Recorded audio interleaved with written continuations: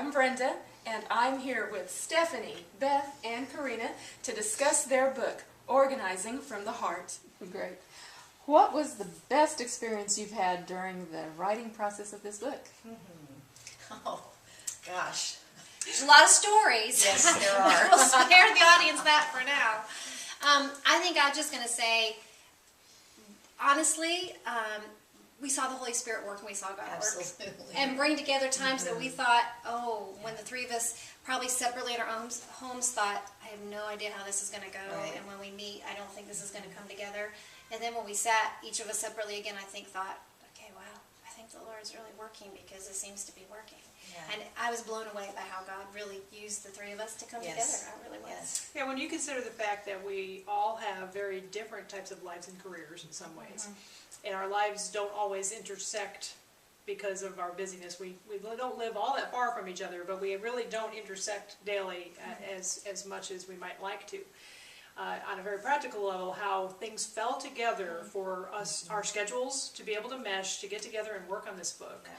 But what really struck me, and you alluded to it, was the unity that through this whole process. Because I know you've probably heard of authors who would co-author, or there's creative differences and all this type of thing. And there were probably a few occasions Yeah, sure. where there could have been a little bit of tension. Somebody thought something wasn't important to keep in the book. One of us did.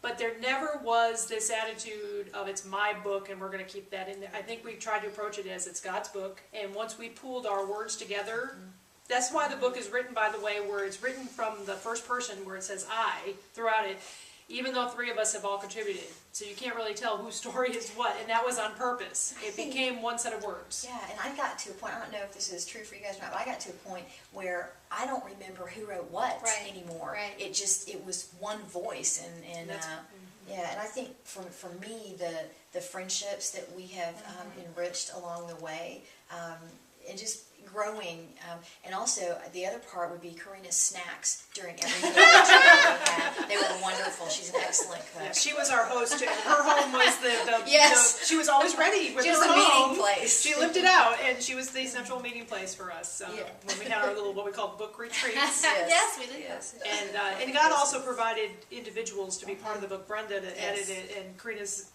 very talented sister-in-law for the cover design, and some contacts from church and other people to pre-read the book.